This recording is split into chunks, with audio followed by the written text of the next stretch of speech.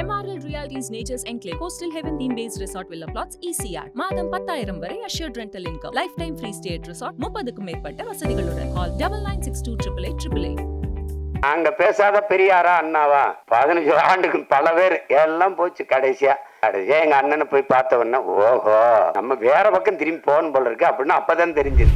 நாங்கள் தனி நாடு கேட்கல, ஏன் கேட்கல, இந்த நாடே என்னது அதை நீங்க நல்லா விளங்கின தம்பி. நாங்க செதற்காய தேங்காயை உடைச்சு சில்லு எடுத்து கடிக்கிற பயிலுக்கு நினைக்காத, மொத்த தேங்காயும் என்னது. என்னோட பழுப்பு நிலக்கரி எல்லா பயிலுக்கும், என்னோட நரிமணம் பெட்ரோல் எல்லா பயிலுக்கும், என்னோட மீத்தன் ஈத்தன் எல்லாருக்கும், என்னோட அணு உலை வெடிச்சால் சாவு எனக்கு, மின்சாரம் எல்லாருக்கும். அது எப்படி என் வளங்கள் எல்லாருக்கும் பொது. அவரவர் வளம் அவரவருக்கு. எப்படி காவிரி நதிநீர் உரிமை கன்னடருக்கு, முல்லை பெரியாற்று உரிமை மலையாளிகளுக்கு, தமிழனுடைய எல்லாம் பொதுமை அப்படின்னா என்னுடைய பேரன்பையும் பெருந்தன்மையும் நீ இழிச்சவாத்தனம் நினைக்காத. இது மக்கள் அரசியல் பாதையில் நின்றுகிட்டு இருக்கோம். இல்லைன்னா கலியபெருமாளும் தமிழரசன் இங்க உருவாக ரொம்ப நேரம் ஆயிராது தம்பி. அதை புரிஞ்சுக்கணும். தமிழர்களின் பூர்வீக நிலத்தில் அண்டி ஒண்டி வாழ வந்த நீ என்னை இரண்டாம் தர குடிமக்களாக்கி என் மொழியை தூக்கி தள்ளி அதே தான் அங்கேயும் நடக்குது. எங்களுடைய தாத்தா ஜம்பலிங்கம் சொந்த 500 ஏக்கரை கொடுத்தான் ஜம்பலிங்கம் இல்லையா, அவனுக்கு செலவைக்க சொல்லி போறான்னு வச்ச கீழே இந்திரி எழுதி வச்சுட்டு போயிருக்கா. கார் ரேஸ் ஓட்டுறவன் யாரு, அவன் யாருன்னே தெரியாது. என் பிள்ளைகளுக்கு சைக்கிள் பந்தயம் வச்சா கூட என் பிள்ளைய ஓட்டும். நீ கொளுத்த பணத்திமிரு பதவி திமிருல நீ தர காரும் ஓட்டு, தரையில கப்பலை கூட ஓட்டு. ஆனா இந்த ஆட்டு எத்தனை நாளைக்குன்னு நீங்க கவனத்துல வச்சு தம்பி. கலியபெருமாள், தமிழரசன், வீரப்பன், பிரபாகரன், இந்த வரிசையில பாத்தீங்கன்னா எங்கெங்கு தமிழனுடைய வீரம் தலை தூக்குதோ எழும்புதோ அதை எல்லாம் பயங்கரவாதம், தீவிரவாதம், பிரிவினவாதம் என்று பழி சுமத்தி அடக்கி ஒடுக்கி அழிக்க வேண்டிய அவசியம் இந்த ஆட்சியாளர்களுக்கு. ஏன் என்றால் வீரம் தமிழர்களின் எழுச்சி குறியீடாக மாறி வீரப்பன் என்றால் கைதற்றான், பிரபாகரன் என்றால் கைதற்றான், கலியபெருமாள், தமிழரசன் என்றால் இளம் தலைமுறையில் எழுச்சி கொள்கிறார்கள். இந்த எழுச்சி தடுக்கப்பட வேண்டும். ஏனென்றால் அவர்கள் எழுச்சியுற்று ஒன்றாகிவிட்டால் திராவிடம் இந்தியம் எல்லாம் இங்க செல்ல காசாயிடும். இன சாவனிஸ்ட், மொழி சாவனிஸ்ட், இன வெறியர்கள் இது பேச அது கொஞ்சம் பெருமையா தான் இருக்கு. அப்படி சொல்லும் போது நமக்கு கொஞ்சம் பெருமையா தான் இருக்கு. ஏன்னா நல்ல தமிழ் தாய்க்கும் தமிழ் தகப்பனுக்கு நம்ம பிறந்தோம்ங்கிறத உறுதிப்படுத்திட்டே இருக்காங்க. இல்ல வரலாற்று சிறப்புமிக்க இந்த நிகழ்வில் பங்கேற்றிருக்கிற பெருமக்கள், என்னுடைய அன்பிற்கும் மதிப்பிற்கும் உரிய ஐயா தாத்தா கலியபெருமாள் அவர்களுடைய அன்பு மகன் சோழ நம்பியார் அவர்களே, பெரியவர் அண்ணன் தமிழரசன் அவர்களோடு இயக்கத்திலிருந்து அதற்காக தண்டனை பெற்று பல ஆண்டு காலம் சிறையில் இருந்த ஐயா சிவலிங்கம் அவர்களே, கொங்கு நாடு இளைஞர் பேரவையினுடைய தலைவர், என் உயிருக்கினிய உடன் பிறந்தார் தனியரசு அவர்களே, என் ஆறுயிர் தம்பி கருணாஸ் அவர்களே, என் அன்பு இளவல் செந்தில் மல்லர் அவர்களே, அன்பிற்கும் பாசத்திற்கும் உரிய அண்ணன் தடா ரஹீம் அவர்களே, என்னுடைய அன்பிற்கினிய அண்ணன் வழக்கறிஞர் புகழேந்தி அவர்களே, என் அன்பிற்கும் பாசத்திற்கும் உரிய மனித உரிமை போராளி வழக்கறிஞர் பால அவர்களே, என் ஆறுயிர் தம்பி பத்திரிகையாளர் எழுத்தாளர் ஓவியர் பாலா அவர்களே, இங்கே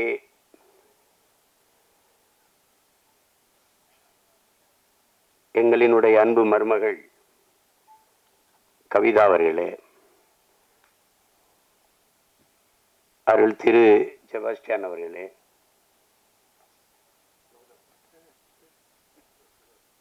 என்னுடைய அன்பு இளவல் கௌதமன் அவர்கள், இந்த நிகழ்வை ஒருங்கிணைத்தவர், என்னுடைய அப்பா வடமலை அவர்களுடைய பிள்ளைகள் என் தம்பி கௌதமனும் லலினும், அவருடைய மூத்த மகன் நான் என்கிற உரிமையிலே இந்த நிகழ்வில் பங்கேற்பதில் பெருமையும் மகிழ்ச்சியும் அடைகிறேன். இறுதி காலத்தில் என்னோடு பேரன்பு கொண்டு மகனே மகனே என்று என்னோடு எல்லா போராட்டங்களிலும் கூட்டங்களிலும் எனக்கு அருகில் ஒட்டி நின்றவர் என்னுடைய அப்பா வடமலை அவர்கள். அதே போலவே இங்கு வீற்றிருக்கிற எங்கள் ஐயா சிவலிங்கம் அவர்கள், இந்த நூலிலே இருக்கிற தமிழ்வாணன் அவர்கள், 6 மாத காலம் நான் சிறையில் அவர்களோடு இருந்தேன். இருவரும் எனக்கு நீண்ட அரசியல் வகுப்படுத்தார்கள். அந்த அரசியல் என்னுடைய அண்ணன் பெரியவர் தமிழரசன் அவருடைய அரசியல்தான். அவர் சிறையிலிருந்து வெளியே வந்தோடு எங்களோடு இணைந்து எங்களுக்கு வழிகாட்டுதல் பணியை செய்து வந்திருக்கிறார். இங்கே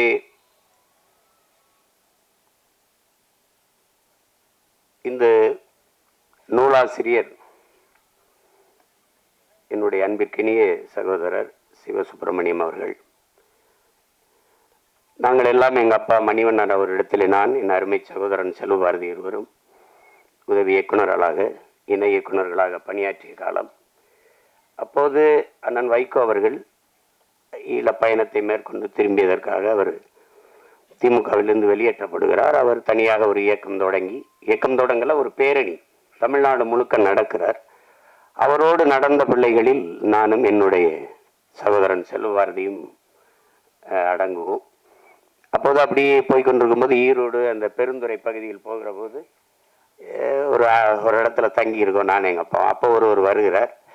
வந்து நம்முடைய மதிப்பிற்குரிய ஐயா வீரப்பனார் அவருடைய புகைப்படங்களை காட்டி, நான் காட்டுக்குள்ளே போய் வீரப்பனாரை சந்தித்தேன், இந்த படங்கள் அவரோட பேசினேன், அவரை பற்றி செய்திகள்லாம் சொல்லுகிறார். அப்போ அது வரைக்கும் நம்ம கேள்விப்பட்டதில்லை பெருசாக. அந்த படங்களை பற்றி சொல்கிறார், நம்ம நிறைய தகவல்களை கொடுத்தார். அப்போ சரியா பேசுவோம், அது குறித்து பேசுவோம். நான் பிற்காலத்தில் அது நக்கீரனில் தொடராக வருகிறது. வீரப்பனை பற்றி தேடல், தெரிதல், புரிதல் எல்லாம் வருது. அந்த வேலையை செய்த அவர் தான் என் அன்பு சகோதரர் தான் இந்த சிவசுப்பிரமணியம். காட்டுக்குள்ளிருந்தும் மக்களுக்கு வீரப்பனை கொண்டு வந்தவர். இப்போது நாட்டுக்குள் இருந்த எங்கள் அண்ணன் பெரியவர் தமிழரசனை மக்களுக்கு அறிமுகப்படுத்துகிறார். ஒரு வரலாற்றில் பெரிய பணி. நான் நம்ம பாரம்பரிய நெல் வகைகளை தொலைத்து விட்டோம். ஒவ்வொரு புத்தகமும் ஒரு விதை நெல்லுக்கு சமம் என்று புரட்சி பாவலர் சொல்கிறார். அதில் என் தம்பி கவதமன் கூட குறிப்பிட்டார், இது ஒரு ஆகச்சிறந்த வீரியமிக்க விதை நெல். இது நெல் ஜெயராமன் அவர்கள் 500க்கும் மேற்பட்ட நம் பாரம்பரிய விதைகளை ஊர் ஊராக தேடி சென்று சேமித்தது போல என் அன்பு சகோதரன் சிவசுப்பிரமணியம் அவர்கள் பெரியவர் தமிழரசனை பற்றிய செய்திகளை ஊர் ஊராக தேடி சென்று ஒவ்வொருவராக சந்தித்து சேமித்திருக்கிறார் என்பதில் ஒரு ஐயமும் இல்லை. அதில் என்னுடைய சகோதரன் பாலா அவர்கள், அது வழக்கறிஞர் பாலு, என் தம்பி கௌதம்னு சொன்னது போல மாற்று கருத்து, ஒருவரால் இவ்வளவு பெரிய பணியை செய்து முடிந்திருக்கிறது. அதுக்கு பாராட்டணும், அதுக்கு நம்ம பாராட்டணும். அப்போ நீங்கள் இப்போ ஜான் எஃப் கென்னடி கொல்லப்பட்ட போது ஒருத்தர் படம் எடுத்தார், இப்படி சுட்டார் என்று, அதுவும் ஓடிச்சு. அப்புறம் இன்னொருத்தர் அப்படி இல்லை இப்படி கொல்லப்பட்டார் அப்படின்னு ஒரு படம் எடுத்தார், அதுவும் ஓடிச்சு. இப்போ நம்முடைய தலைவர் மேதகவே பிரபாகரன் அவர்களுடைய முழு வரலாறு யார் கையிலையாவது நூலாக இருக்கா? இல்லை.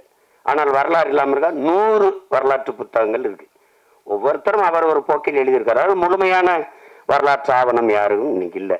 இந்த காரணம், வரலாற்றை படைப்பவனுக்கு வரலாற்றை எழுத நேரம் இருக்காது. அதுதான் இங்கே இருக்கிற சிக்கல்.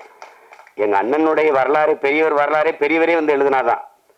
அவங்கவுங்க கேள்வி செய்தி வெளிச்சு. ஆனாலும் இது வரலாற்றில் அரிய பணி, பாராட்டத்தக்க பணி. இப்போ எங்கள் அண்ணன் எப்படி கொல்லப்பட்டிருக்கலாம், உங்களுக்கு ஒரு கருத்து இருக்கு, இப்படி எழுதுங்க. இப்படி கொல்லப்பட்டு அதையும் எழுதுங்க. எல்லாத்தையும் படிக்கிறோம், எது சரியோ. ஆனால் ஒன்று உண்மை, பெரியவர் என்று நம்மோடு இல்லை, அவர் விட்டு சென்ற பணிகள் நமக்கு கையளிக்கப்பட்டிருக்கு, நம்மோடு இருக்கு. அதை தான் சேகுவாரா சொல்றான். ஒருவர் மரணித்து போனதாலேயே அவர் கொண்டிருந்த நோக்கமும் முன்வைத்த முழக்கமும் மரணித்து போவது இல்லை என்று. அது அப்படியே தான் இருக்கு. அது இருக்கிறனால இவ்வளவு காலம் கழிச்சு இவ்வளவு பேர். அன்னைக்கு பெரியவரை பிடிக்கணும் கொல்லணும்னு நினைச்ச காவல்துறை நினைச்சிருக்காது, இன்னைக்கு இவ்வளவு பேர் கூடுவான்ட்டு. அது நடக்குது. அதனால அதுல மாற்று கருத்து இருக்கு. அதுக்காக இப்போ வருந்திக்கிட்டு இருக்க வேண்டியதில்லை. உங்களுக்கு இதுதான் நடந்ததுன்னா அதை சொல்லுங்க, அதை கேட்குறோம். ஆனால் இது சிவசுப்பிரமணியத்தை எவ்வளவு பாராட்டினாலும் தகும். இந்த பணியை செய்வதற்கு அவருக்கு முன்பு இங்கே யாரும் இல்லை என்பதை ஒத்துக்கணும். எங்க ஐயா சொல்ல நம்பியார் சொல்றாரு, நான் ஒரு புத்தகம் வெளியிட்டு இருக்கேன், வரல, தெரியல. இப்ப வரும்போது அங்க நூல் வித்து கொண்டிருந்தார். அவரை பார்த்தேன், அண்ணனை பற்றி தமிழரசனை பற்றி ஒரு புத்தகம், இது என்னன்னு கேட்டேன். பல அறிஞர்கள் சொன்ன கட்டுரை தகவல்கள்ன்றாங்க. அப்படிதான் தொகுப்பு இருக்குது. அதனால ஏன்னா வரலாற்றில் புறக்கணிக்கப்பட்ட நிராகரிக்கப்பட்ட இனத்தின் மக்கள் இது இது இது குறித்து பெரியவர் குறித்தான தேடலுக்கு ஒரு வழிவகுக்கட்டும். உண்மையான செய்திகளை கொண்டு வாருங்கள், படிப்போம், தெரிஞ்சுக்கிடுவோம். இதுக்கு போய் இது தவறான வரலாறு, இது தேவையில்லாமல், அவருக்கு அப்படிலாம் ஒன்றும் நோக்கம் இல்லை. தமிழரசனை மக்கள்கிட்ட கொண்டு போகணுங்கிற உயர்ந்த எண்ணமும் நோக்கமும் இருக்கு. அதை நீங்க பாராட்டணும். இங்கே பேசிய என்னுடைய அன்பு மருமகள் கவிதா அவர்கள், நம்முடைய அம்மா இது நீங்கள் தெரிஞ்சுக்கணும். அது அண்ணன் தமிழரசன் அவர்கள் தென்னார்காடு மாவட்டம் அந்த மதகளி மாணிக்கம் அந்த ஊரில் ஐயா துரைச்சாமி, இங்கே சேங்கொண்ட மறியில் இருக்கிற பொன்பரப்பியில் பிறந்த அம்மா பதுவுசி அம்மாள், இவர்கள் இருவருக்கும் 1945 ஏப்ரல் 14 பிறக்கிறார். இதில் நீங்கள் பார்க்கணும், தமிழரசன் தமிழ் தேசியத்தினுடைய முன்னத்தி ஏறாக தமிழ் தேசிய விடுதலை பேரொழியாக இன்னைக்கு தெரியுது. ஆனால் அவருக்கு முன்பு ஒருத்தர், அவருக்கு தமிழரசன் என்று பெயர் வைத்த துரைசாமியை நீங்க மறக்கக்கூடாது. அது ரொம்ப முக்கியம். அவருக்கு பிறகு ஒரு மகள், என்னுடைய மருமகளுடைய தாயார் அன்பழகி, பேர் வச்சிருக்காரு பாருங்க. இன்னைக்கு என்ன பேர் வைக்கிறோம்னே தெரியாம விதுசா கதுசா எதையோ பேர் வச்சுட்டு அலையும் போது, அத்தனை ஆண்டுகளுக்கு முன்பு ஒரு மகன் தமிழரசன் அன்பழகி என்று பெயர் வைத்திருக்கிறார் என்றால் அவர் எவ்வளவு பெரிய, அவர் தான் உண்மையிலேயே தமிழ் தேசிய விடுதலையின் முன்னத்தி ஏர். அதை கவனிச்சுக்கணும். அப்புறம் பதுசாமா உங்களுக்கு தெரியும், எனக்கு தனிப்பட்ட முறையில் நான் அரியலூரில் தங்கை செங்கோடியின் நினைவு கூட்டத்தை நடத்தும் போது அந்த கூட்டத்திற்கு வந்து சிறப்பு செய்தவர் அம்மா. மழை பெய்த போது நான் அம்மாவுக்கு கொடை பிடிச்சேன், இல்லை நானே பிடிச்சிக்கிறேன்னு பிடிச்ச அந்த தாய்.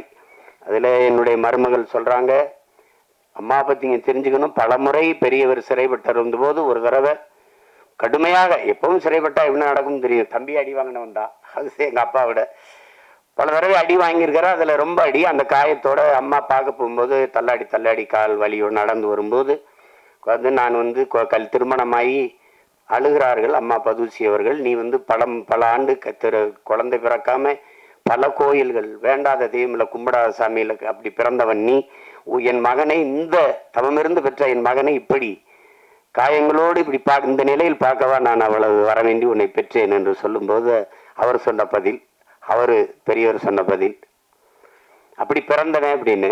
நீ பல வருஷம் வேண்டி வர இருந்து ஒரு மகன் பிறந்தான் என்று நினைச்சாதானே உனக்கு கஷ்டம் இருக்கும். அப்படி ஒரு மகன் பிறக்கவே இல்லை நினைச்சிட்டு போயிரு. அப்படி அந்த தாய் பதுசி அம்மாள் அவருடைய நினைவிடத்துக்கு கட்ட தெரியல உங்களுக்கு. உடற்கரையில் ஒவ்வொருத்தருக்கும் கடற்கரையில் 2 ஏக்கரில் சமாதி இருக்கு. அது என் மருமகளுக்கு சொல்லணும். நான் அம்மாவுக்கு சமாதி கட்டுவேன், பல பேருக்கு கட்டுவேன், அதில் என் அம்மாவுக்கு கட்டுவேன். வேலி என்ன வேலி போடுவோம், அதெல்லாம் ஒரு பெரிய பிரச்சனை இல்லை. நம்ம வேலி போடுவோம், அங்கே மதில் சுவரில் கோட்டையே கட்டுவோம், தமிழரசனுக்கு சிலை என்ன கோயிலே கட்டுவோம். நமக்கு ஒரு காலம் வரும், இங்கே இருக்கிற எல்லாரும் சேர்ந்தா அது சாதாரணமாக நடக்கும். அதெல்லாம் ஒரு பெரிய இது இல்லை, அது ஒரு இது இல்லை. நீங்கள் கவலைப்படாமல் இருங்க, அதில் உரிய நேரத்தில் உரியது நடக்கும். அப்போ தாத்தா கலியபெருமாள் கூட தான் இடம் இல்லை, சிலை இல்லை, பிரச்சனை இருக்குது, செய்வோம். இந்த வெறி கூட்டத்தில் பேசிட்டு கலைஞ்சு வர்றது மாதிரி இருக்கக்கூடாது. கூடி கலையும் கூடி பொழியும் மேகமாக இல்லாம, கூடி கலையும் காகமாக இல்லாமல் கூடி பொழியும் மேகமாக தமிழ் பேரினம் மாறிட்டா அப்புறம் என்ன பெரும் வெள்ளமும் புயலும் தான், அது ஒன்றும் இல்லை. ஆனால் இந்த சிவசுப்பிரமணியம் அவர்கள் இதில் எடுத்துக்கிட்டு வர செய்தி மேலோட்டமாக ஒரு கற்பனையில் எழுதலை. ஒவ்வொருத்தரும் பெரியவரோட வாழ்ந்தவர்கள், அவர்களோடு வாழ்ந்தவர்கள், இப்போது வாழ்ந்தவர்கள் இப்போது இருப்பவர்களுடைய கருத்துக்களை தான், அவர்களுடைய கருத்துக்களை பதிவு செய்திருக்கிறார். என்னுடைய அன்பு சகோதரர் பாலவர்கள் சொன்னது மாதிரி சில கருத்துக்களை தவிர்த்திருக்கலாம் என்று தோணும், சேர்த்திருக்கலாம் என்று தோணும். எழுதி முடித்து விட்ட பிறகு, ஒரு படத்தை எடுத்துட்ட பிறகு இந்த காட்சி இப்படி வச்சிருக்கலாம்னு தோணும், இது இப்படி செய்திருக்கலாம்னு தோணும். முதலாக ஒருத்தனுக்கு தோணுச்சு இல்லை, அது பாராட்டுக்குரியது. அதுக்கு சிவர் சுப்பிரமணியத்தை எவ்வளவு பாராட்டினாலும் தகும். வரலாற்றில் வீரப்பன் என்றாலும் தமிழரசன் என்றாலும் சிவசுப்பிரமணியத்தை மறக்கவோ மறுக்கவோ முடியாது. அதை நீங்க கவனத்தில் வச்சுக்கணும். இதுல பெரியவர் என் தம்பி கௌதமன் சொன்னது மாதிரி எங்க அப்பா வடமலை அவர்கள் அண்ணனுக்கு பெரியவர். அவரை விட வயதில் பெரியவர்கள்லாம் பெரியவர் என்று அழைத்தார்கள். நம்முடைய தலைவர் மேதகவி பிரபாகரன் அவரை விட சின்னவர்கள் எல்லாம் தம்பி என்று அழைத்தார்கள். என்னை விட பெரியவர்கள் எல்லாம் அண்ணன் என்று அழைப்பார்கள். இது ஒரு சுவை முரண். அது ஒரு அன்பின் நிகழ்ச்சியாக சொல்றது. பெரியவர்னா அவர் என்ன பெரியவர், அவர் வயசில் இல்லை, கொள்கையில் பெரியவர், கொண்ட நோக்கத்தில் பெரியவர், எடுத்த காரியத்தை முடிக்கிற போராட்டத்தில் பெரியவர். அதெல்லாம் பார்க்கும்போது அவர்தான் உண்மையிலே பெரியவர். என் தம்பி இது எப்படி பேர் வைக்கிறதுன்னு, பெரியவர் தான் எல்லாரும் கூப்பிட்ட பெரியவர்னே நூலுக்கு பேர். ஆனாலும் தமிழ் தேசிய விடுதலை பேரொளி என்பதில் யாருக்கும் மறுக்க முடியாது. அவருக்கு முன்னத்த விதை தலைவர் பிரபாகரனுக்கு முன்பு தமிழ் தேசிய விடுதலை ஆயுதமேந்திய புரட்சியின் மூலமே வெல்ல முடியும் என்று இந்த முதல் சிந்தனையை உருவாக்கியவன் இந்த மண்ணிலே நம்முடைய தாத்தா கலிய பெருமாள் என்பதை யாரும் மறுக்க முடியாது. அது ஒவ்வொன்றா பேசுவோம். அதுல அவருக்கு அது இப்ப முதல்ல நம்ம இந்த நூல் சொல்வது அதுல நீங்க தெரிஞ்சுக்கணும், எப்படிப்பட்ட சூழலில் தமிழரசன் பிறக்கிறார் அப்படிங்கிறத முதல்ல பார்க்கணும். இந்த குளத்துல நீ கீழ் சாதிக்காரன் குளிக்க கூடாது, இந்த கோயிலுக்குள்ள நீ வரக்கூடாது, இந்த தெருவில் நடக்கூடாது, இவ்வளவு சாதி இருக்கத்தை தான் நம்ம பார்த்துருக்கோம், படிச்சிருக்கோம். ஆனால் உன் நிழல் இதுல விழக்கூடாதுங்கிற இறுக்கம் இருந்த காலகட்டம், அப்படிப்பட்ட சமூகம் பின்னணி. நடந்து போகும்போது இந்த நிழல் இன்னொரு உயர் சாதிக்காரர் இப்படி போறாருன்னா என் நிழல் அவர் நிழல் மேல விழுந்துடக்கூடாது, அது தீண்டாமையாக கருதப்படுது. என்னுடைய நிழல் உயர் சாதிக்காரர்கள் வாழுகிற வீட்டின் சுவர் மீது விழுந்துடக்கூடாது. அப்ப எப்படிப்பட்ட சாதி இருக்கிற இடத்துல சாதிய ஒழிப்பே சமூக விடுதலைன்னு ஒரு புரட்சியாளன் தோன்றியிருக்கிறான் என்பதை நீங்க யோசிச்சு பார்க்கணும். அவர் சொல்வது மது சாதி மத போதைதான் புரட்சியை ஒழிக்கிற கொடுமையான ஆயுதம்ங்கிறது. அது இன்னைக்கு வரைக்கும் நமக்குள்ள தொடருதுங்கிறத நீங்க புரிய முடியும். தமிழரசன் யாரு? இப்ப நம்ம எளிமையா என்னிலும் இளைய என் தம்பி தங்கையில் இன்னொரு தலைமுறை பிடிச்சுக்கணும். ஏன்னா எனக்கு ஒரு பெரிய தண்டனையே என் தம்பி கௌதமனு சிவசுப்பிரமணியம் அவர்களும் கொடுத்தாங்க. 2 நாள்ல 2 புத்தகத்தை கொடுத்து படின்னு விடிய விடிய படிச்சிருந்தேன். என் மனைவி வந்து இப்படி படிச்சிருந்தா நான் சொன்னேன் ஐஏஎஸ் ஐபிஎஸ் ஆயிருப்பேன். அப்பவே அது சொல்ல ஐஏஎஸ் ஐபிஎஸ் ஆகி என்ன பண்ணிருப்பேன், திருப்பி இங்கதான் வந்திருப்பேன் அப்படின்னு. அது மாதிரி எங்க பாலெல்லாம் சொன்னாரு, நான் முழுக்க படிச்சிட்டேன்ட்டு. நான் அவரை பாராட்டுறேன். ஏன்னா அவர் வழக்கறிஞர் நிறைய படிக்கிறனால படிச்சிருப்பாரு. பத்தியில ஒரு பாகத்தை விட்டுட்டாரு. இதெல்லாம் ஒரு தண்டனை தான், அன்பு தண்டனை. நீ படி வந்து பேசு அப்படின்னு. அதுல என் தம்பி தங்கைகள் என் உயிர் உடன் பிறந்தார்கள். உங்கள் உயிரோடு கலந்து வாழ்கிற உணர்வோடும் கலந்து வாழ்கிற என் அன்பு உறவுகள் எல்லாரும் நீங்க தெரிஞ்சுக்கணும். தமிழரசன் அப்படின்னா முதல்ல அவர் வந்து இந்திய ஒருமைப்பாடு, இந்திய இறையாண்மை, ஒருங்கிணைந்த இந்தியா, இதுக்குள்ளதான் அவர் இருக்காரு. இந்திய கம்யூனிஸ்ட் கட்சி எம்எல், மார்க்சிஸ்ட் லெனினிஸ்ட் தத்துவம் தான். அதுக்கும் காரணம் அவரு. அப்ப வந்து அவருடைய அருமை நண்பர் ராகவன் சொல்றாரு, அவருடைய கூற்றாதான் இந்த நூல் பதிவு பண்ணிக்கிட்டே வருது. ஒவ்வொருத்தர் அவரா எழுதல. அதுல அவர் என்ன சொல்றாருன்னா, அப்ப வந்து மொழி புரட்சியில தான் திமுக ஆட்சிக்கு வருது, இந்தி திணிப்புல. அப்ப மொழி பற்றுல மாணவர்கள் எல்லோரும் தன்னெழுச்சியா போராடுறாங்க, அது ஆட்சிக்கு வருது. ஆட்சிக்கு வந்தோன்னா 67 திமுக ஆட்சிக்கு வருது. அந்த காலகட்டத்தில் இவங்கெல்லாம் கல்லூரிக்கு நுழையிறாங்க. அப்போ அது மொழி குறித்து இவங்க ஒன்றும் பெரிய அந்த மொழி போராட்டத்தில் இருந்தது விளைச்சல் ஒன்று இல்லை. அப்போ போய் அன்றைய முதல்வர் பேரறிஞர் அண்ணா அவர்களிடத்துல மாணவர்கள்லாம் போய் கேட்கும்போது, இந்த மொழி பிரச்சனையை எங்ககிட்ட விட்டுட்டு நீங்க படிக்கிற வேலையை பாருங்கன்றாரு. அதுல இவர்களுக்கு விரக்தி வருது, ஒரு முழு நிறைவு வரல. இப்ப என்ன செய்யறதுன்னு வரும்போது இது குறித்து விவாதிக்கிறாங்க. அப்ப காங்கிரஸ் கட்சி அது வரைக்கும் செஞ்ச ஊழல்லாம் அதெல்லாம் பெரிய பிரச்சனை இல்லை. ஆனால் மொழி சிதைகிறத அழிக்கிறத திட்டமிட்டு ஒழிக்கிறத எப்படி ஏற்கிறது? அப்ப இவங்க சார்ந்து இருக்கிற இடதுசாரி இயக்கங்கள், கம்யூனிஸ்ட் இயக்கங்கள்லாம் வந்து மொழி வந்து அது ஒரு பிரச்சனை இல்லை, அது ஒரு கருவிதான் அப்படின்ட்டு. மொழி ஒவ்வொரு தேசியத்தின் முகம், முகவரி, அடையாளம், ஒரு தேசியத்தின் உரிமை, உயிர் என்பதை அவர்கள் ஏற்க தயாரா இல்ல. அந்த இடத்துல தான் இவர்களுக்கு கருத்து முரண் வருது. யோசிக்கும் போது அந்த நேரத்தில் ஒரு புரட்சிகர அரசியலின் புயலாக சாரு மஜும்தார் வர்றாரு. அவர் வந்து அவர் வைக்கிற அவருடைய ஆவேச பேச்சுக்கள், அவர் முன்வைத்த கோட்பாடுகள் இவர்களை இழுக்குது. அப்ப இதுல உள்ள வந்துடுறாங்க. அவரு சொல்றாரு, அவர் முன்வைக்கிறது எதிரியின் ரத்தத்தை கை நனைக்கவில்லை என்றால் அவன் கம்யூனிஸ்டே இல்லைன்னு. அதை என் உயிர் தம்பி தங்கைகளுக்கு சொல்ற, நம் எதிரிகளின் ரத்தத்தை நாம் கை நனைக்கலைன்னா நம்ம தமிழங்களே இல்லை. அதை நல்லா கவனிச்சுக்கணும். அதே கோட்பாடு தான்.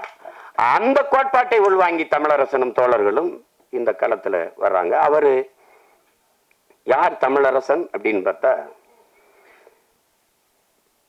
ஐயா தமிழ்வாணன் சொல்றாரு, அவர் படிக்கல, படிச்சுட்டு முழுமையடையில. அவரு மெக்கானிக்கல் இன்ஜினியரிங். அவரு படிச்சுட்டு இருக்கும்போது 6 மாத காலம் தான் இருக்குது. அது 6 மாத காலம் முழுமையா படிச்சிருந்தா அவர் சொல்றாரு, தமிழரசன் ஏதோ ஒரு வேலைக்கு போயிட்டு வாழ்க்கை சுகமா நடத்தி இருக்கலாம். ஆனால் அதற்குள்ள இந்த போராட்ட களம் அவரை அழைக்குது. அது இந்த மொழி பிரச்சனையிலும் தொடங்கும் போது அங்கங்கே இருக்கிற சாதிய ஒடுக்குமுறைகள், உழைக்கும் மக்களினுடைய அவர்களுக்கு உரிய கூலி கிடைக்காத ஒடுக்குமுறை, அடக்குமுறை, இதெல்லாம் அவர்களை பெரிய அளவில் பாதிக்குது.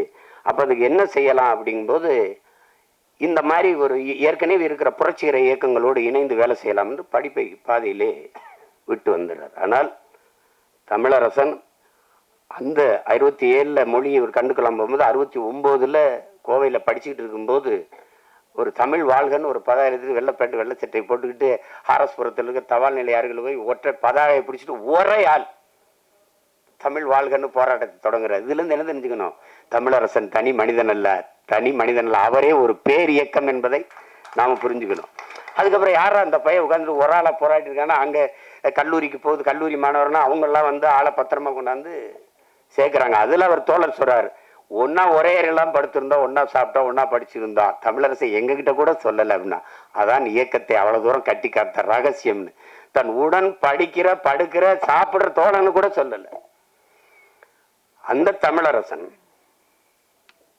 அவருடைய ஊர் மதகடியர் மாணிக்கத்தில் பட்டுச்சாமின்னு ஊராட்சி மன்ற தலைவராக இருக்கார், பெரியவர். அப்போ தமிழரசன் படிச்சுட்டு வீட்டுக்கு வரும்போது அக்கா அன்பழகி, உறவினர்கள், எல்லாம் சொந்தக்காரங்களாம் அவருக்கு தின்பண்டங்கள், சாப்பாடு பாடலாம் செஞ்சுக்கிட்டு வரும்போது வர்ற சாப்பாடை எல்லாம் அங்கே கூடி இருக்கிற பிள்ளைகள், அங்கே இருக்கிற உழைக்கும் மக்களுக்கு எல்லாம் கொடுத்துட்டு, அவர் கொண்டு வந்தது சுவையான சாப்பாடெல்லாம் கொடுத்துட்டு, அந்த பட்டுச்சாமி அவங்க வீட்டில் அங்கே இருக்கிற உறவுகள், அந்த மக்கள் செய்கிற பழைய சோறு, கஞ்சி, இதை எடுத்து அது சாப்பிடுவார் தமிழரசன். அதுதான் தமிழரசன். இருக்கிறத மக்களுக்கு கொடுத்துட்டு என்ன இருக்குதோ. இது எங்கேருந்து வருதுன்னா, மலையாளப்பட்டினம் ஒரு கிராமத்தில் அரசியல் வகுப்படுத்தி கொண்டு இருக்கும்போது தன்னுடைய தோழர்களோட அவர் சாப்பாடு அங்கே இருக்கிற ஒரு சிற்றூரில் ஏற்பாடு ஆகுது. அது ஒடுக்கப்பட்ட பழங்குடி மக்கள் வாழ்கிற இடம். அங்கேருந்து ஒரு தோழர் வந்து வாங்க சாப்பிடன்னு கூட்டி போகிறாரு. இவன் வந்து மாவை சொல்கிறாரு, மக்களோடு உழைங்க, மக்களோடு உண்ணுங்கள், மக்களோடு உறங்குங்கள்னு இந்த கோட்பாட்டை அடிக்கடி சொல்லிக்கிட்டே இருந்துட்டு, அதில் மாவை சொல்லிட்டு அதிகாலையில் இருந்து அவர் முதல்ல குளத்தில் குதித்து குளிக்கிறது வழக்கம். அதுபோல் இந்த கோட்பாட்டை சொன்னவொன்னே சாப்பிடப்போ சரி, இந்த தோழர்கள்லாம் வேகமாக போய் குளத்தில் குளிக்க போனால் குளம் அப்படி இல்லை. குளம் ஒரு செஞ்சாந்து வனத்தில் ஒரு அழுக்காக இருக்குது, குட்டையாக இருக்குது, அங்கே எருமாடு குளிச்சிருக்கு, பன்னி குளிச்சிட்ருக்கு. இப்போ என்னன்னு தெரியல. அப்போ போயிட்டு யோசிக்கும்போது இந்த கோட்பாட்டை சொல்கிறாரு. மாவா சொல்லியிருக்காருல, மக்களோடு உழையுங்கள், மக்களோடு உண்ணுங்கள், மக்களோடு உறங்குன்னு. அதே சொல்லிக்கிட்டு அது வந்து ஓடி போய் குளிக்கிறாங்க. புரட்சி ஓங்குகன்னு குளிச்சுட்டு வந்தால் சாப்பாடு வைக்கும்போது பார்த்தா சுண்டலி அது மண்டையோடு இருக்குது. அது சாப்பாடு சுண்டலி மண்டையோடு எளிய சாப்பிட்றதே கடினம். மண்டையோடு வந்தோன்னா அருவறுப்பட்டுக்கிட்டு சாப்பிடல. அப்போ சொல்கிறாரு, அவங்கெல்லாம் அந்த அந்த அண்ணன் சொல்லலை, தமிழரசன் சொல்ல அவரோட அந்த தோழர் என்னதான் இருந்தாலும் என்னோட இந்த அந்த தோழர்கள் வந்து எல்லாம் நடுத்தர வர்க்கமாக இருந்தார்கள். ஒரு உடை உணவு முறையெல்லாம் கொஞ்சம் வர்க்க சிந்தனை கொண்டதாக இருந்தது. அப்போ தடுமாறினாங்க. திருப்பி இந்த இதை சொல்கிறார், மக்களோடு உண்ணுங்கள், மக்களோடு உழையுங்கள், மக்களோடு உண்ணுங்கள், மக்களோடு உறங்கள். மாவோ சொன்னதை நினைவில் வைங்க. உழைக்கும் மக்கள் தீபாவளி, பொங்கல், இன்னைக்கு அது பண்டிகை நேரில் தான் அரிசி சோறு சாப்பிடுவாங்க. அவங்க எல்லாத்தையும் நம்ம வர்றோம்னு நமக்காக சமைச்சு வச்சுருக்காங்க. சாப்பிடாம போனீங்கன்னா மனசு கஷ்டப்படுவாங்க, சாப்பிடுங்கன்னொன்னே எல்லாரும் உட்காந்து சாப்பிட்ருக்காங்க, சாப்பிட வச்சுருக்காரு. அதில் என்னென்னா, சாப்பாடு ரொம்ப சுவையாக இருந்தவொடனே தோழர்களாக திருப்பி திருப்பி கேட்டு சாப்பிட்டாங்கங்கிறதான் நிகழ்வு. இதுதான் தமிழரசன். நீங்கள் ஒவ்வொன்றா பார்த்துட்டு வாங்க. தமிழரசன் யாரு? தமிழரசன் எப்படின்னா, கருத்தை ஒரு முகத்தில் ஒரு மறு, ஒரு கருத்த நிறம், கனிவான முகம், வேங்கையின் பார்வை, அது எழுதி அப்படி சிவசுப்பிரமணியம். அது அப்படி முழுமையான படங்கள் இல்லை. இன்னைக்கு இருக்கிற அரசியல் திறமெல்லாம் 1,00,000 ஃபோட்டோ இருக்கும், போஸ் கொடுத்து நம்ம வச்சிருக்கலாம். போராளிக்கு ஃபோட்டோ எடுக்க நேரம் இது. அப்போ அப்படி வர்றது. அப்போ அந்த சேங்கொண்டம் பக்கத்தில் இருக்கிற குளங்களில் இருக்கிற அந்த செம்மண் படிந்த தண்ணியில் துவைக்கிறதுனால ஒரு அரக்காவி நிறத்தில் வேட்டி சட்டை, அதுக்கு ஏற்ப ஒரு துண்டு வச்சுட்டு சரியாக சீப்பு வச்சுத்தனா தலைவாடுற பழக்கம் இல்லை. அதனால ஒரு சுருள அடர்த்தியாக எண்ணெய் தேய்ச்சி சீவாதனால அது அப்படி இருக்கிற முடி, அந்த மாதிரி இருக்கிற ஒரு உருவம். வேட்டி 4 முளை வேட்டி கலந்து விழுந்துடாம வியாபாரிகள் கட்டுற ஒரு பெல்ட்டு. அதில் 3 அடுக்கு இருக்குது. ஒரு அடுக்கு சுருள் கத்தி, அந்த கத்தி ஒரு அடுக்கில் கையெறி குண்டு, ஒன்றில் காசு. இது தமிழரசன். பிறகு இந்த காலில் செருப்பு, சில நேரம் ரப்பர் செருப்பு, அந்த செருப்பும் இருக்காது. எப்படி பார்த்தாலும் நடந்து நடந்து நடந்து நடந்து கால் எல்லாம் கண்டக்காலெல்லாம் செம்மண் புழுதி படிஞ்ச கால்கள். ஆனால் கையில் ஒரு சாக்கு பை. சில நேரம் அந்த தம்பி கவுதன் சொன்ன மாதிரி இதெல்லாம் மனிதன் ஏறி ஓட்டுற சைக்கிளாங்கிற அளவுக்கு ஒரு சைக்கிளில் அந்த பின்பக்கம் கேரியரில் அந்த வச்சுக்கிட்டு வர்ற ஒரு இதுதான் தமிழரசனுங்கிறது. இவளை வெளி அடையாளம் தான் தமிழரசனுக்கு.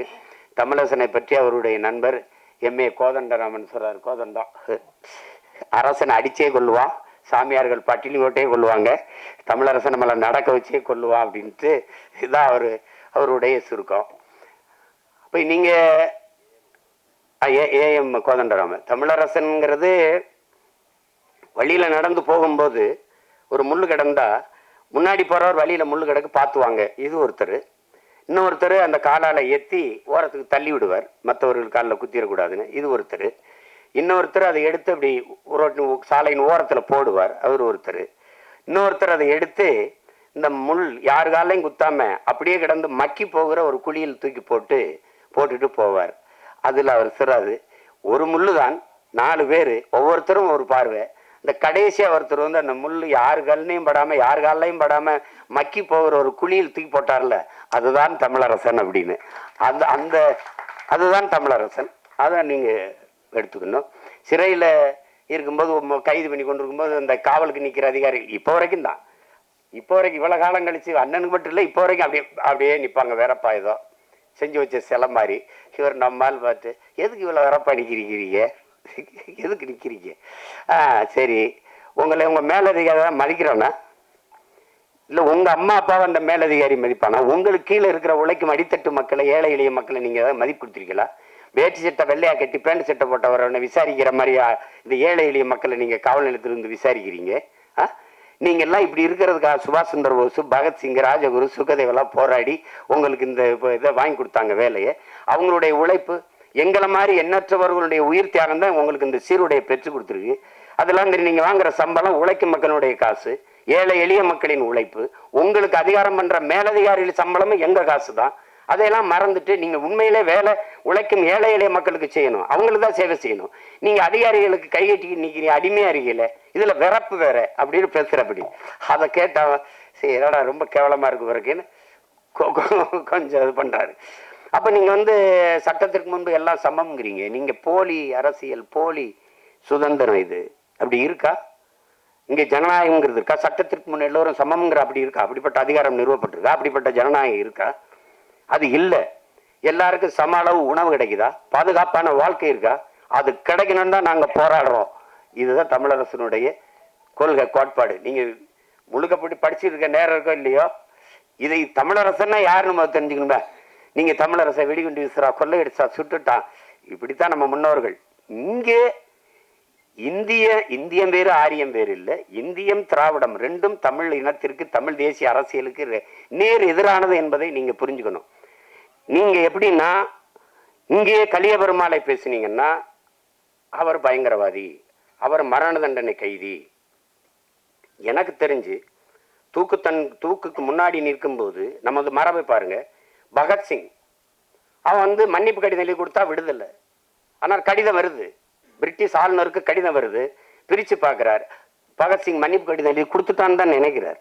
ஆனால் பிரித்து படிக்கும்போது அவன் என்ன சொல்கிறான்னா, நான் உன்னோட அரசியல் போர் புரிஞ்சிருக்கேன், அதனால என்னை தூக்கில் போடக்கூடாது, எனக்கு துப்பாக்கி வச்சு சுட்டு கொள்ளணும், இல்லை பீரைக்கு வச்சு குண்டை வச்சு வச்சு சுட்டு என் நெஞ்சை பிளந்து கொல்லணுன்றான். அதில் அந்த ஆளுநர் பயந்துறான். மன்னிப்பு கடிதம் எழுதி கொடுத்து மரணத்திலிருந்து தப்பிக்க அந்த வீரன் தயாரா இல்லை. அதுக்கு முன்னாடி நம்முடைய பாட்டன் தீரன் சின்னமலை மரண கயிற்றை எடுத்துக்கிட்டு வாரான். வெள்ளக்கார அதிகாரி டக்குன்னு பறிச்சு கழுத்தில் மாட்டிக்கிற, அப்படி கழுத்தில் மாட்டிக்கிட்டு தள்ளி விடுறாரு. போட நீ எதிரிடா, எனக்கு மரணத்தை கூட பரிசா தந்தாயின்னு வரலாறுல வந்துடக்கூடாதுடா அப்படி. அவனுடைய வாரிசு மருது பாண்டியர் பெரியவர் இப்படி முட்டிக்கால் போட்டு எல்லாரும் முட்டிக்கால் போட்டு நிறுத்திட்டான். தூக்கில் போட போறான். 7 வயசு பையன் பக்கத்தில் இருக்கான். அவர் கேட்குற, டேய் நான் உடைய எடுத்து சண்டை செஞ்சேன் போடுறேன், இந்த 7 வயசு பையன் என்னடா செஞ்சா அப்படின்னு. 7 வயசு பையனு கூட பயப்படுற நீ கோழைடா, இவனை உயிரோட விட்டா கூட உனக்கு ஆபத்துன்னு நினைக்கிறல்ல அந்த வீரன்.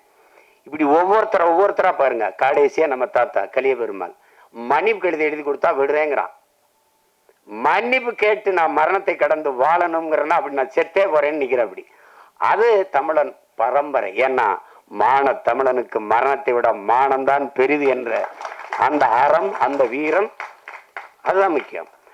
அந்த மாதிரி இதுல இந்த முன்னோர்களில பார்க்கும்போது நீங்க கலிய பெருமாள், தமிழரசன், வீரப்பன், பிரபாகரன், இந்த வரிசையில பாத்தீங்கன்னா எங்கெங்கு தமிழனுடைய வீரம் தலை தூக்குதோ, எழும்புதோ, அதை எல்லாம் பயங்கரவாதம், தீவிரவாதம், பிரிவினவாதம் என்று பழி சுமத்தி அடக்கி ஒடுக்கி அழிக்க வேண்டிய அவசியம் இந்த ஆட்சியாளர்களுக்கு. ஏன் என்றால் வீரம் தமிழர்களின் எழுச்சி குறியீடாக மாறி வீரப்பன் என்றால் கைதட்டுறான், பிரபாகரன் என்றால் கைதட்டுறான், கலிய பெருமாள், தமிழரசன் என்றால் இளம் தலைமுறையில் எழுச்சி கொள்கிறார்கள். இந்த எழுச்சி தடுக்கப்பட வேண்டும்.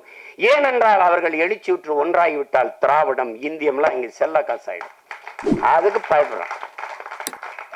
உனக்கு வீரப்பன் எப்படி சொல்லுவான்? மாயாவி, திருடன். நான் கேட்டேன், வீரப்பனே திருடன்டா ஜெயலலிதா கருணாநிதிக்கு பேர் என்னடா வைக்கிறது? ஒருத்தன் பதில் இல்லை. சந்தனக்கட்டை எழுத்தி வித்துட்டாரு, யானையில கொண்டு வித்துட்டாரு. வித்தனங்காட்டுல இருந்தா வாங்கினவெல்லாம் எங்கடா இருந்திய? ஒரு நடவடிக்கை இல்லை. பாதியில வந்துட்டாது இருக்கா? ஒண்ணும் கிடையாது. அப்படிப்பட்ட தாத்தா கலிய பெருமாள். அந்த ஒவ்வொருத்தரையும் நீங்க நினைச்சு பார்த்தீங்கன்னா ஒன்று புத்தகம் முழுக்க அரிய செய்திகள் நீங்க படிக்கணும். சாரு மஜ்னும்தாருன்னா நீங்க சும்மா அப்படி சொல்லிட்டு போல. அவர் எப்படி வந்தாரு, எப்படி நக்சல் பாரிகள் உருவானாங்க, எப்படி நக்சல் பாரிகள் இயக்கம் ஒடுக்கப்பட்டது, அதெல்லாம் அதுல இருக்கு.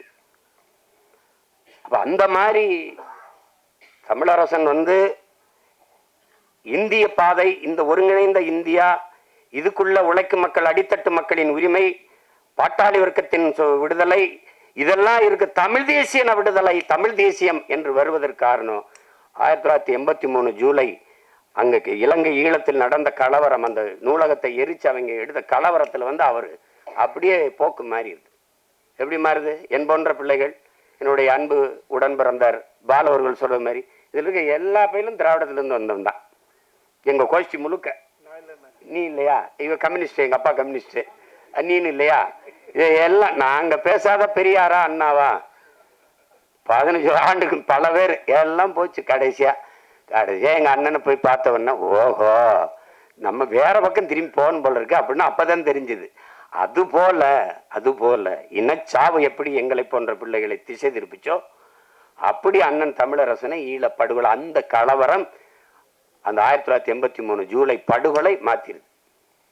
அப்போது தாத்தா கலிய பெருமாள் அவர்கள் அதற்கு முன்பே தனித்தமிழ் ஈழம் தவிர அந்த மக்களுக்கு தீர்வில்லை என்கிற முடிவுக்கு வந்துடுறாரு. பின்னாடி அண்ணன் சேர்ந்துடுறாரு. இப்ப நீ மருதாற்று பாலத்துல வெடிகுண்டு வச்சது அண்ணன் தமிழரசன் தாத்தா கலிய பெருமாளுக்கு தெரியாம எதையும் செய்யல.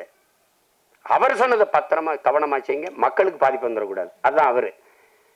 நீங்க வச்சுக்கிறீங்க, அவரு மூளைனா இவர் செயல், அப்படிதான் இயங்கியிருக்காங்க.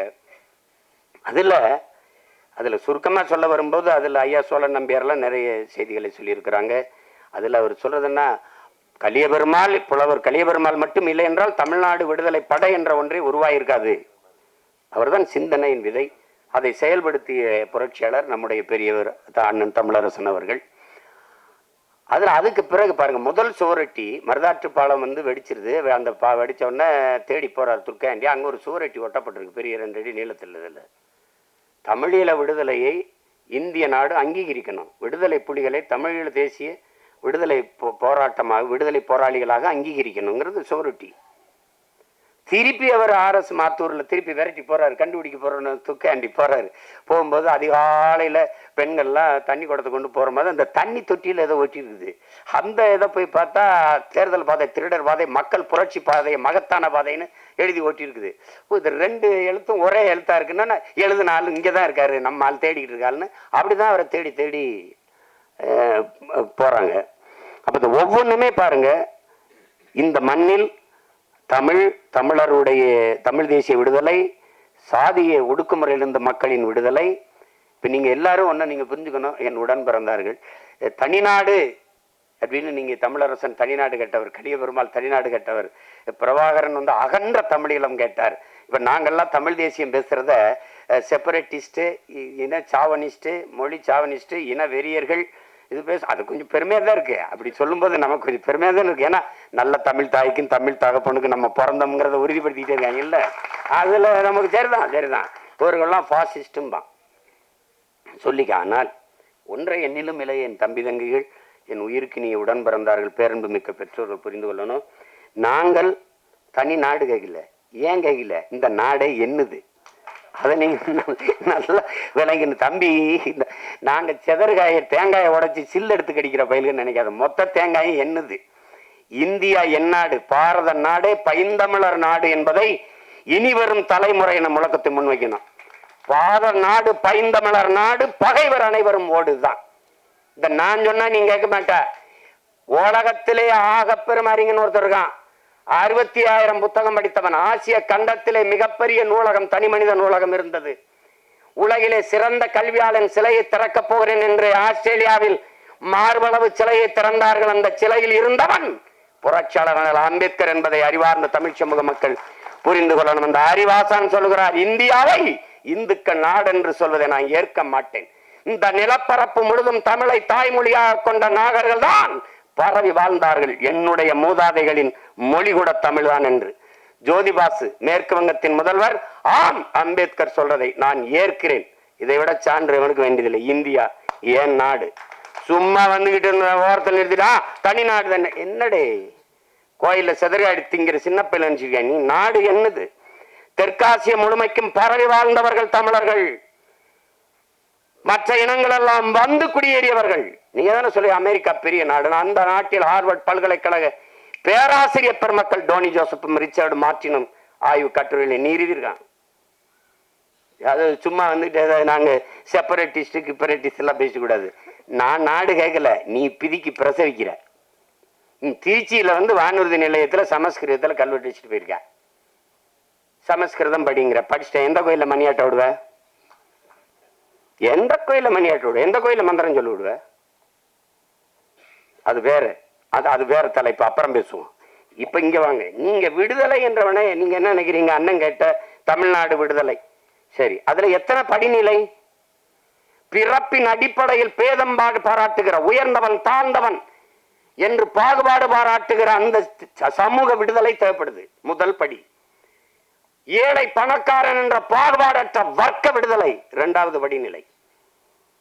ஆண் பெண் என்ற பாலியல் வேறுபாடற்ற சமத்துவம், பெண்ணிய விடுதலை, சமத்துவம். அங்க பாலியல் வேறுபாடற்ற சமத்துவம், பெண்ணிய விடுதலை. அதற்கு பிறகு பொருளாதார விடுதலை, ஒரு நாட்டின் மிக முக்கியம் பொருளாதார விடுதலை. அதற்கப்புறம் தான் கடைசி படிநிலை தான் அரசியல் விடுதலை. ஆனால் இத்தனையும் அடைந்த தலைவர் பிரபாகரனால் அரசியல் விடுதலை மட்டும் அடைய முடியல. உலக நாடுகள் தனித்தமிழீழ சோசலிச குடியரசு இது என்று அங்கீகரிக்கல, அவ்வளவுதான். மற்ற விடுதலை எல்லாம் அடைந்தார். அந்த விடுதலை தான் இங்க பாருங்க. ஈழ விடுதலை போராட்டம் ஆரம்பிக்கும் போது இங்கே பெரியவர் தமிழரசன் அவர்கள் அதற்கிணையாக நாமும் தனித்தமிழ்நாடு கட்டு போராடுவோம். ஏன்? அப்ப அந்த போராட்டத்துக்கு இந்த போராட்டம் வலிமை சேர்க்கும். அப்படிதான் அந்த கொள்கை வைக்கிறார், முன் வைக்கிறார். நீ எங்களை என்ன பண்ற? இப்ப நீ எடுத்து பாரு. ஒரே நாடுங்கிற, சரி ஏற்கிறேன். ஒரே தேர்தலுங்கிற, சரி ஏற்கிறேன். ஒரே கல்விக் கொள்கை, சரி ஏற்கிறேன். ஒரே வரி சரங்கு சொரிங்கிற, ஏற்கிறேன். ஒரே ரேஷன் கார்டுங்கிற, ஏற்கிறேன். ஏண்டா காவிரியில் எனக்கு தண்ணி வரல? பதில் சொல்லு, பதில் சொல்லு. என்னோட பழுப்பு நிலக்கரி எல்லா பயிலுக்கும், என்னோட நரிமணம் பெட்ரோல் எல்லா பயிலுக்கும், என்னோட மீத்தன் ஈத்தன் எல்லாருக்கும், என்னோட அணு உலை வெடிச்சால் சாவு எனக்கு, மின்சாரம் எல்லாருக்கும். அது எப்படி? என் வளங்கள் எல்லாருக்கும் பொது. அவரவர் வளம் அவரவருக்கு. எப்படி? காவிரி நதிநீர் உரிமை கன்னடருக்கு, முல்லை பெரியாற்று உரிமை மலையாளிகளுக்கு, தமிழனுடைய எல்லாம் பொதுமை. அப்படின்னா என்னுடைய பேரன்பையும் பெருந்தன்மையும் நீ இழிச்சவாத்தனம் நினைக்காத. இதுதான் தவறு. இறையாண்மையும் தேசிய ஒருமைப்பாடும் தேசப்பற்றும் தமிழனுக்கு மட்டுமா? என்னது இது? ஒவ்வொரு நாளும் மீனவன் சிறைபிடிக்கப்படுறான், ஒவ்வொரு நாளும் சுட்டு வீழ்த்தப்படுறான், படகு பறிக்கப்படுது, வலை கிழிக்கப்படுது, சிறையில் அடைகிறான். ஒரே சங்கிலியில் 12 பேரை கட்டி இழுத்துட்டு போறான். கண்டிக்க தூப்புள்ள தன்மானமிக்க தமிழன், மானத்தமிழச்சி மாறல பால் குடித்த ஒரு தமிழ் பிள்ளை இந்த காட்சியை பார்த்துட்டு எப்படி தூங்குவான்னு சொல்லு. எப்படி தூங்குவான்? தமிழர்கள் ஆகப்பெரிய ஜனநாயகவாதிகளா இருக்கிறனால இங்க இருக்கு, அமைதியா இருக்குது. இது மக்கள் அரசியல் பாதையில் நின்றுகிட்டு இருக்கான். இல்லைன்னா கலியபெருமாளும் தமிழரசன் இங்க உருவாக ரொம்ப நேரம் ஆயிடாது தம்பி. அதை புரிஞ்சுக்கணும். நீ தேவையில்லாம படிக்கிற, சட்டம் பண்ணிட்டு இருக்க. பல மொழிகள் என்றால் இந்தியா ஒரே நாடாக இருக்கும். திருப்பி திருப்பி சொல்றேன், ஒரே மொழி இந்தி என்றால் இங்க பல நாடுகள் பிறக்கும். இதை எந்த கொம்பனும் இருக்க முடியாது. நீ நீ வந்து இந்திய திணி ஒரு நிலம் எழுத்திருக்கோம், ஜிஎஸ்டி சொல்லு ஒரு நிலம் எழுத்திருக்கோம், நீ ஒரே வரி சொல்லு எல்லாத்துக்கும் பாரு நீட்டு எல்லாரும் எழுதுவான், ஒரே நாடு ஒரு நிலம் மட்டும் எதிர்க்கு. ஏன்? இருக்கிறதில் கலப்பினம் இல்லாத தூய ரேஸ் ஒரு இனம் இன்னும் இருக்குன்னா தமிழ்நாடு தான். காலடியில குறுகி குறுகி குறுகி குறுகி வந்தாலும் இங்க தமிழ் தாய் வாழ்த்து பாடும்போது பக்கத்துல இருக்க எங்க அண்ணெல்லாம் பாடிட்டு இருந்தாரு, நான் ஏன் அமைதியா இருந்தேன்? ஏன்? கன்னடமும் கடிதலுங்கும் மலையாளமும் துளுவும் உன் யுவரத்தில் உதித்தது அந்த இது வரி யார் தூக்குனது? யார் தூக்குனது? ஆரியம்போல் வழக்குழிந்துங்கிற வரியை தூக்குனது யாரு? அந்த பாட்டே முழுமையால திராவிட நாள் திருநாடு எங்கிருந்து வந்தது? ரொம்ப நாளா பாடிட்டோம், எங்க பாட்டன் மனோன் மணியர் தூக்கிடுவோம். திராவிட நாடு இங்க எங்க இருக்குது? திராவிட நாள் திருநாடு, திருடன் நாடு, திராவிட நாள் திருடு திருடு நாடுன்னு வேணா வைக்கலாம், அதுக்கு பேர் வைக்கலாம். என்ன நாடு இது? யார் நாடு? கீழடியில தோணுனா 2500 ஆண்டுக்கு முன்னாடி இருந்ததா? இந்தியா இருந்ததா? சொல்லு இருந்ததா? இந்த நிலப்பரப்பு ஒன்றா இருந்ததா? கன்னடம் இருந்ததா? 1800 ஆண்டுக்கு முன்னாடி கன்னடம் இருந்ததா? 1600 முன்னாடி தெலுங்கு இருந்ததா? 500 ஆண்டுகளுக்கு முன்னாடி 550 600 ஆண்டுக்கு முன்னாடி மலையாளம்ங்கிற மொழி இருந்ததா? தமிழர் நாகரிகம் தமிழர் பண்பாடு என்று சொல்ல உனக்கு நாக்கு ஏன் வர மாட்டேங்குது? ஏன் வர மாட்டேங்குது? இப்ப என்னது? தமிழரசன் விடுதலை கேட்டார், கல்லெடுத்து தெரிஞ்சு கொண்டுட்ட. எங்க அண்ணங்க எங்க தாத்தாக்கள் எங்க எல்லாரும் அவங்க ஆயுதம் ஏந்திய கிளர்ச்சிக்கு போயிட்டாங்க. மாசத்துக்கு சொல்றாரு, இந்த மக்கள் புரட்சிக்கும் தேசிய விடுதலைக்கும் வெவ்வேறு வேறுபாடு ஒண்ணும் இல்லையே. எங்கள் தலைவர் ஆயுதம் ஏந்திய கிளர்ச்சியின் மூலம்தான் ஒரு தேசிய நம் இனத்தின் உரிமையை வெல்ல முடியும் என்ற முடிவு வந்துடுறாரு. ஏன்? அவர் களம் வேற காலம் வேற. அவன் எங்க அடிமைப்படுத்தியவன் வந்து என்கிட்ட வாக்கை பெற்று வலிமை பெற்று அதிகாரத்தை செலுத்தி அடிமைப்படுத்தல. அவன் வலிமை மிக்க ராணுவத்தை வைத்து இன மக்களை அழித்து ஒழித்து அடிமைப்படுத்தினான். இங்க ஜனநாயகம், இந்தி இலங்கை ஒரு ஜனநாயக நாடு என்று பேசுகிற எவராவது எங்கள் கேள்விக்கு பதில் சொல்லியது உண்டா? இந்திய நாட்டிலே மலையாளி இடம்பெற முடியும், தமிழர் இடம்பெற முடியும், கன்னடம் இடம்பெற முடியும். ஜீக்கியர் ரெசிமெண்ட், சீக்கியர் படை என்ற தனி படைப்பிரிவு இருக்கு. ஆனால் இலங்கை ராணுவத்தில் தமிழர்கள் இடம்பெற முடியுமா? இந்த கேள்விக்கு பதில் இருக்கா? இருக்கா? இல்ல. விழுக்காட்டு அடிப்படையில் அவன் 70 நாங்க 30, இல்ல 60 நாங்க 40 அப்படி இடம்பெற்றிருந்தால் தனியே விடுதலை புலிகள் என்ற ஒரு மக்கள் ராணுவம் உருவாயிருக்க வேண்டிய தேவை வந்திருக்காது. அப்ப என்ன ஆயிடுச்சு? அவன் முழுக்க முழுக்க ஆதாயத்தை வைத்து நீ உரிமை என்றால் எப்படி கேட்ப? துப்பாக்கியை கொண்டு போய் தொண்டை குழிகளை செலுத்தினா உயிர் வேணுமா உரிமை வேணுமான்னு கேட்டா நீ என்ன சொல்லுவ? உயிர் தான் சொல்லுவ. அப்படி அடைக்க விடுக்குனா துப்பாக்கி முனையில் என் அக்கா தங்கச்சி வன்புணர்வு செய்து கொலை செய்தான். அப்பாவை அம்மாவை மரத்துல கட்டி வச்சுட்டு வன்புணர்வு செஞ்சு தாய்க்கு முன்னாடி தந்தைக்கு முன்னாடி செஞ்சு உயிர் உறுப்புக்குள்ளே துப்பாக்கி செலுத்த வெடிக்க வச்சு சதைச்சான். எல்லாத்தையும் பார்த்துட்டு நீ பொறுமையா இருந்தா அப்ப ஒரு முடிவு எடுக்குது. எப்படி? எப்படி கலியபெருமாள், எப்படி தமிழரசனோ அந்த வழியிலே ஒரு வீரன் வர்றான். அவன் தான் பிரபாகர். என்ன முடிவு எடுக்கிறான்? எந்த ஆயுதத்தை வைத்து நம் இன மக்களை அழித்து ஒழிக்க துடிக்குதோ சிங்களம், அதே ஆயுதத்தை எடுத்து தற்காப்பதை தவிர வழி இல்லை. ஆயுதமேந்திய நாங்கள் பயங்கரவாதிகள் என்றால் அந்த ஆயுதத்தை பிரசவித்த தாய் சிங்கள அரச பயங்கரவாதம். பதில வட்டது மறுப்பு உண்டா? இல்ல. அது ஜனநாயக நாடுங்கிறது. தமிழர்களின் பூர்வீக நிலத்தில் ஆண்டி ஒண்டி வாழ வந்த நீ என்னை இரண்டாம் தர குடிமக்களாக்கி என் மொழியை தூக்கி தள்ளி அதே தான் அங்கேயும் நடக்குது. திராவிட வந்து தமிழ் பயிற்று மொழி என்று இந்த இடத்தில் தாய்மொழி கல்வி என்று கொண்டு வந்தவர் பேரறிஞர் தான். யாருடைய தாய்மொழி? யாருடைய தாய்மொழி? இன்னைக்கு இங்கேயும் 10வது தேர்விலே அவரவர் தாய்மொழியில் தேர்வு எழுதலாம் என்று போய் நீதிமன்றத்தில் போய் வழக்காடி உரிமை பெற்று வந்து தேர்வு எழுதுகிறார்கள் இவர்கள். அப்புறம் நிகழ்ச்சி முடிஞ்சு தெருவில் போகும்போது இருபக்கம் பாருங்க, தமிழகத்தின் தமிழ் தெருவில் தமிழுக்கு அன்பாருங்க. கோபம் வரக்கூடாது, அது பேசக்கூடாது, அப்படியே போயிரு. அப்படின்னா எப்படி? எப்படி கொடுமை இதெல்லாம் கொடுமை. அதுல அவர் நின்ன காலம் வேற. அவன் ஆயுதத்தை எடுத்து அழித்து உடைக்க நினைக்கிறான். அதே ஆயுதத்துக்குள்ள அதான் எதிரி எந்த மொழியில் பேசுகிறானோ அதே மொழியில் பேசினா தான் எதிரிக்கு புரியும். நீ என்ன ஆயுதம் எடுக்க வேண்டும் என்பதை எப்போதும் எதிரி தான் தீர்மானிக்கிறான். மாவோடைய கோட்பாடு எடுத்தான். மரம் அமைதியாகத்தான் இருக்க நினைக்குது, ஆனால் காற்று அதை இப்படி இருக்க விடுவதில்லை. நாங்க அமைதியாத்தான் இருக்க நினைக்கிறோம், ஆனா நீ விடுறதில்லை. 400 டிஎம்சி வந்த நேரத்தில் காவிரியில இருந்து தண்ணி வந்தது, இப்ப மறுக்குது. ஏன் மறுக்குது? என்னுடைய பழுப்பு நெல்கறி எடுத்து என்ன ஆட்டம் போடுற? எங்களுடைய தாத்தா ஜம்பலிங்கம் சொந்த 500 ஏக்கரை கொடுத்தான். ஜம்பலிங்கம் முதலியார் அவனுக்கு செலவைக்கு சொல்லி போறான்னு வச்ச கீழே இந்திரி எழுதி வச்சுட்டு போயிருக்க. என்கிட்ட அதிகாரம் இல்லைன்னு தானே 6 நொடியில உடச்சு கீழே தள்ளிட்டு நான் மறுபடி கட்டி தமிழ் எழுதி வைக்கிறேன் நேரம் ஆயிரும். இப்படிதான் என் மரும வந்து பாட்டிக்கு வந்து இது வைக்கணும், மாமாவுக்கு செலவு வைக்கணும், கெஞ்ச விடுற. இதுக்காவது நம்ம வெல்லணும் இந்த நாட்டுல, இதுக்காவது நம்ம வெல்லணும். என்ன என்ன என்ன பாருங்க. அப்ப எல்லாம் தமிழனுடைய இதெல்லாம் பொது. உலக மொழிகளின் தொன்மத்தை தமிழிலிருந்து அறியலாம். நம்ம சொன்னதுதான் பிரதமர் பேசுறார். உலக மொழிகளின் இந்தியாவின் தொன்ம மொழி தமிழ். இந்திய மொழிகளின் தொன்மத்தை தமிழிலிருந்து அறியலாம். உலகின் முதல் மொழி தமிழ். எல்லாம் சொல்றீங்க. ஆனால் புதிதாக கட்டிய பாராளுமன்ற கட்டடத்திலே இந்தி, சமஸ்கிருதம், இங்கிலீஷிலே கல்வெட்டு இருக்கு. ஏன் என்னதும் தமிழ் மொழியில ஒரு கல்வெட்டு இல்ல? இந்த 40-39 உறுப்பினர் கொண்டு வைங்க, பல்லாங்குழி ஆடுறீங்களா?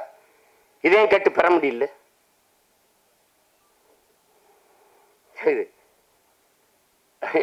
தப்பு. தமிழரசன் தனிநாடு கேட்டாரு. சரி, எங்க அண்ணன் கையில வெடிகுண்டு இருந்துச்சு, துப்பாக்கில கையை என் தம்பிலாம் சொல்றான், அது கையெறி குண்டு வச்சிருந்தாரு.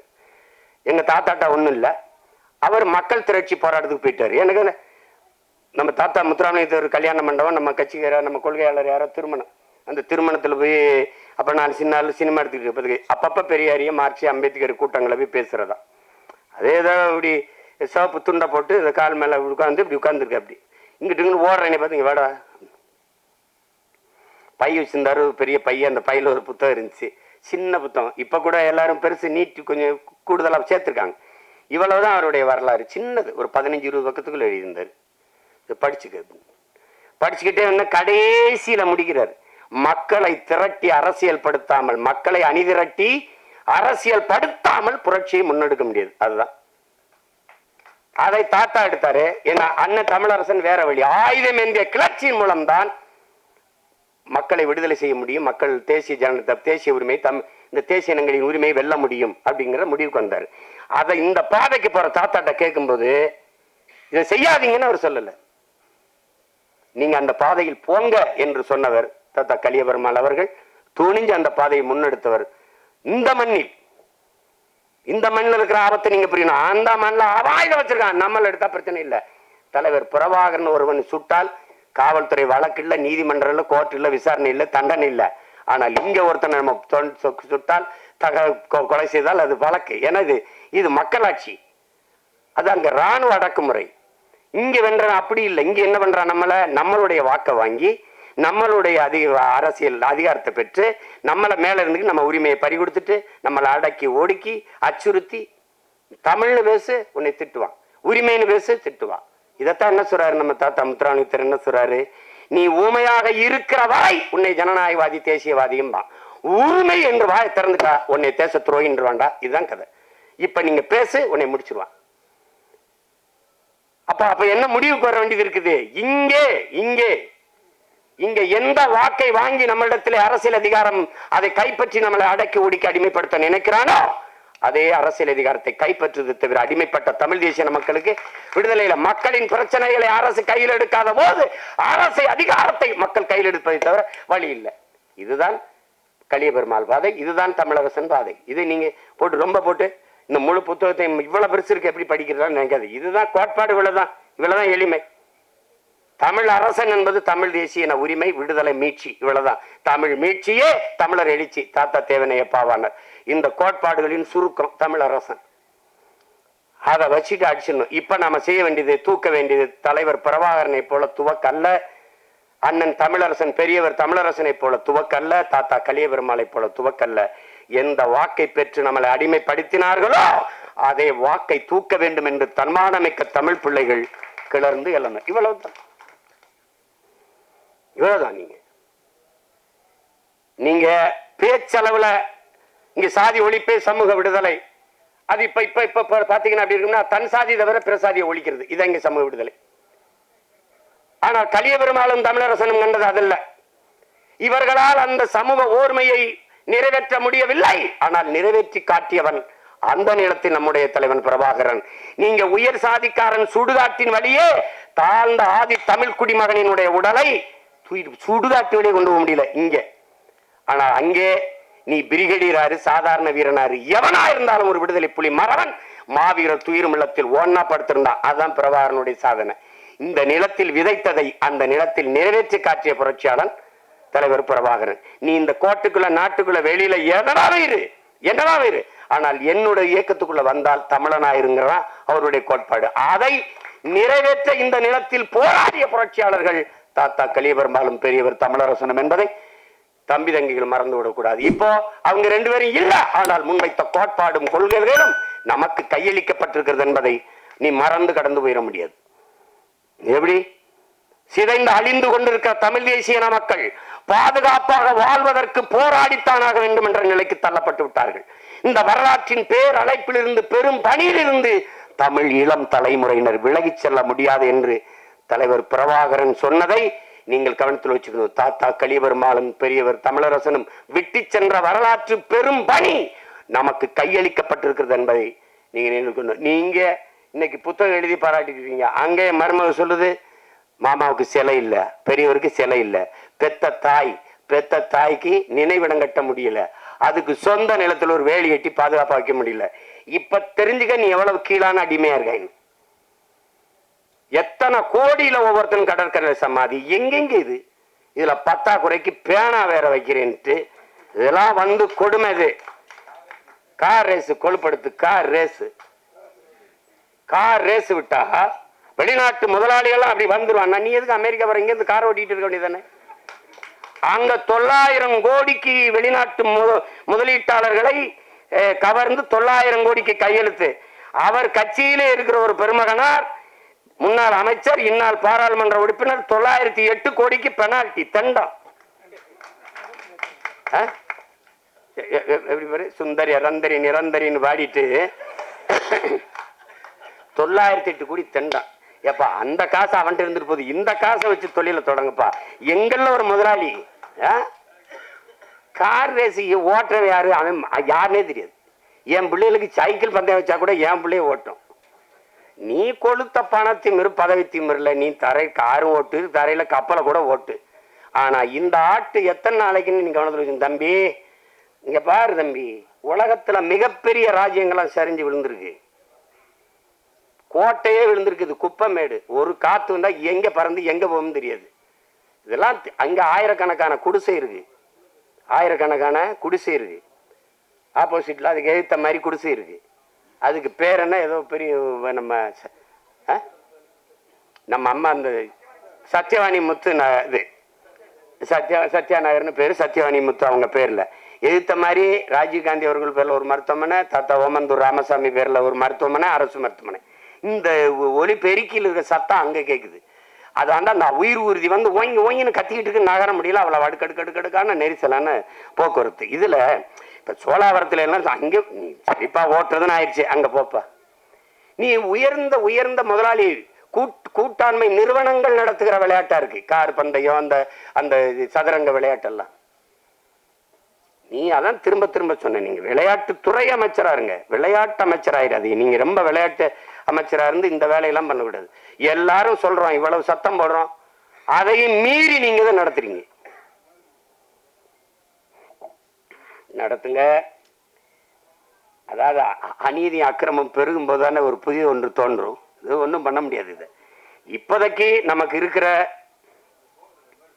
மிகப்பெரிய பொறுப்பும் கடமையும் இங்கே பல்வேறு அமைப்புகளை சேர்ந்த பெருமக்கள்.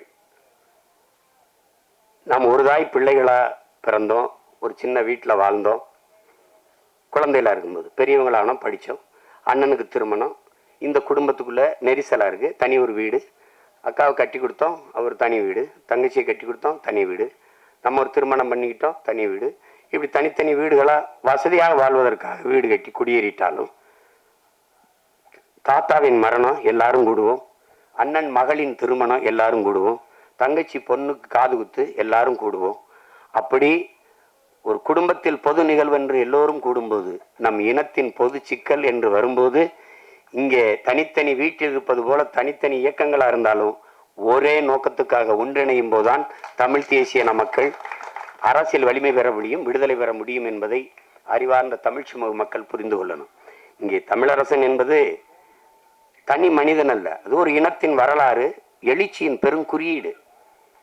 அன்னைக்கு பேச தயங்கினார்கள். அந்த காலகட்டத்தில் ஐயா தமிழ்நயன் வந்திருக்காங்க, என்னுடைய அண்ணன் புகழேந்தி வழக்கறிஞர் வந்திருக்கார்கள். அவர்கள் எல்லாம் தமிழரசனை பற்றி பேசி பேசி பேசி கொண்டு போனார்கள்.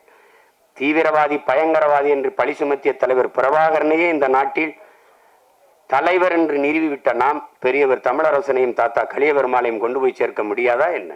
எளிதாக கொண்டு வரலாம். நீங்க ராஜீவ்காந்தி கொலையில் குற்றம் சாட்டப்பட்ட 7 பேர் விடுதலையை சாத்தியமா என்று கேட்டார்கள். அதற்கு பெரும்பங்காற்றிய என்னுடைய அண்ணன் தடா சந்திரசேகர் அவர்கள், இன்னும் மூத்தவர் இல்லை, அன்பிற்குரிய அண்ணன் புகழேந்தி அவர்கள் இருக்கிறார்கள். இங்கே பல பேர் அரசியல் போராட்டத்தில் கலந்துகிட்ட என்னுடைய தம்பி கௌதம் போன்றவர்களாம் இருக்கிறார்கள்.